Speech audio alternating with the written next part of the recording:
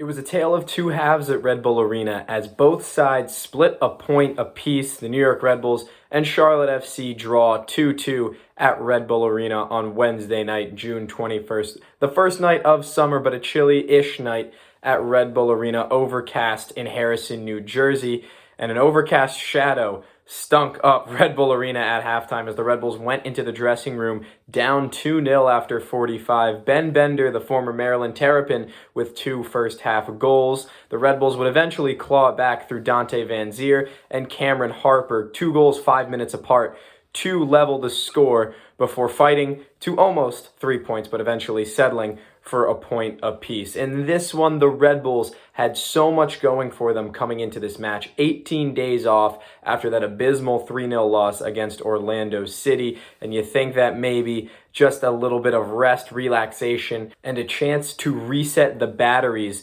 would get the Red Bulls going, but not quite. They started this one on the back foot. A ball in behind from Christian Kalina, the Croatian goalkeeper for Charlotte FC, finds Ben Bender, who takes a splendid first touch around Sean Nealis, the Red Bulls captain, before slotting it home past a helpless Carlos Coronel. And it would be the first of a couple mistakes from the Red Bulls captain in what was a really rough night for him, perhaps the roughest night he's had all season long. A season where he's been nothing short of stellar, in my opinion. He's been one of the best aerial defenders in the league. Positionally has always been sound for the Red Bulls and has really grown into his own as not only a strong defender, but a leader for this Red Bulls team, earning the captain's armband at the beginning of this season after the departure of U.S. men's national team defender Aaron Long. Just a few minutes later after that, in the 19th, Ben Bender would get his second. A ball in behind would find Sean Nealis. He takes a touch, but Enzo Copetti slides in from behind. Looked like it could have been a foul, but on second look, I believe Copetti did get the ball arriving at the same time. The ball found Ben Bender, who took a touch and curled it around the goalkeeper Coronel for an excellent finish, making it 2-0 in under 20 minutes at Red Bull Arena. And at halftime, the sentiment around the grounds was, oh boy, here we go again, back home, back on the back foot, struggling to even get anything going. But the second half was marred by a couple of key substitutions from Troy Lesesne. The match started with Peter Stroud and Frankie Amaya in central midfield, but it later shifted as both of those players were subbed off for Daniel Ellerman, who returns from his time with the U20 World Cup team for the U.S., a team he captained in the World Cup in Argentina, and Dante Vanzeir, the DP striker, who came in. They went 2 strikers up top, and in the 53rd minute, it would be Dante Vanzeir who received a great pass across from Elias Manuel. Vanzeir slotted it home, first-time finish on the left foot past the diving Kalina. And Elias Manuel, 3 goals and 1 assist in his MLS career, all against Charlotte FC in 3 matches. He just has the right stuff against the Queen City team. His only 3 goals have ever come against Charlotte FC. So great to see Manuel get back onto the score sheet with that one. 5 minutes later, it would be a petered-out corner. Kyle Duncan floating it in, Sean Nealis getting ahead to it, and the bounce found Cameron Harper, who beat Kalina to level it 2-2. A remarkably good response from the New York Red Bulls, who otherwise had a really difficult night. That second half, though, all New York, and it felt like at moments they were going to come away with 3 points. Omir Fernandez in behind, forcing a great save at a Christian Kalina. But other than that, it felt like another game at Red Bull Arena. Chippy, lots of fouls.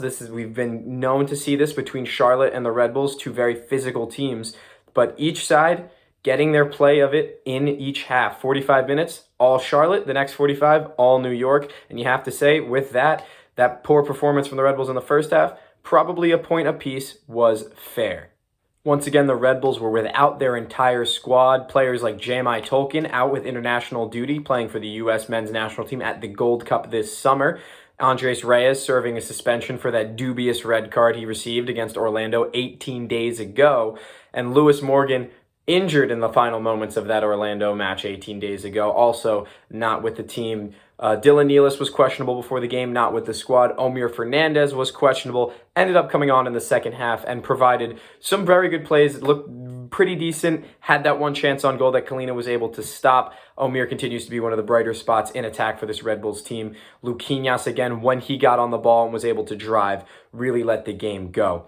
We got a chance to hear from head coach Troy Lesane after the match. He was one of the many players, well, he's a coach, but one of the many other members of the team who was entered into the book. If he gets one more yellow card, he actually could be suspended for yellow card accumulation. Here's what the gaffer had to say. Look, number one, the first half, I just said this to the group, is unacceptable from us. The energy, the mentality, the match plan, I think everything that we wanted to do in a really important game, the first game in this next six matches to kick everything off.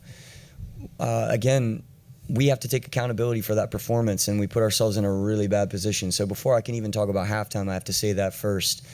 And I was very direct with the group post-match. I was very direct with the group at halftime. And we made a couple changes, and I think that had something to do with giving a little bit more life and energy. But I also say that it's unfair to put that all on Frankie or Peter because I changed them. That's not right either. It was a collective effort that wasn't good enough. I give a lot of credit to the group in terms of the way we played in the second half. But that's what I expect. That's the standard that I expect us to have all the time, and it wasn't there in the first half. So I think we let a great opportunity slip away today, and we only came away with a point. Hassan, with that first half being unacceptable, the second half was much different. How would you evaluate the character of the group to be able to turn it around? Yeah, 100%. The character was top class. And we saw Dante coming in, we saw all the sub coming in. They were top to help us coming back to the game, and we were very unlucky the Omir shot was very unlucky to not going back in the net. But the character was very top, the coaching staff and the whole group pushing ourselves in the field to make sure that we coming back to the game, to make sure that we looking forward to unfortunately we couldn't win the game, but everybody was on top in the second half to make sure that we have a good performance and a good mindset and a good mentality to get something out of this game. Once again, after a lengthy break, a quick turnaround for the Red Bulls. They come back home Saturday night. They'll play a remarkable foe in the Atlanta United, the Five Stripes of Atlanta, that team that they know all too well. Some great rivalry matches back between 2017, 18, and 19. Finally, though, Atlanta took away a game from the Red Bulls in the regular season, the first time in MLS history, back in the reverse fixture in Atlanta at the Mercedes-Benz Stadium earlier this year. The Red Bulls will want revenge on the Five Stripes at home on Saturday. They've never lost to Atlanta United at home. And you got to remember, they're still fighting their way back up the table. This Red Bulls team really could have used a win against Charlotte at home, a team that they're going to be battling for one of the final spots in the Eastern Conference in the playoffs. Not only that, but Charlotte's worst defensive record in the league. You really want to pick up those points at home. So having Atlanta on Saturday is another way to get back into the driver's seat and get the season back under control. After that, they're going to go to Columbus to face a tough Columbus Crew team that they drew earlier this season, a Columbus Crew team that the Red Bulls have met so many times, 2 MLS originals. Can't wait for that one. For now, the Red Bulls with a 2-2 draw against Charlotte, a good comeback victory, but you think they could have gotten more with that first half performance. You'd love to write that off, and that second half performance did just that and almost brought them to 3 points. For WFUV Sports, I'm James Burley, and I will see you guys next time.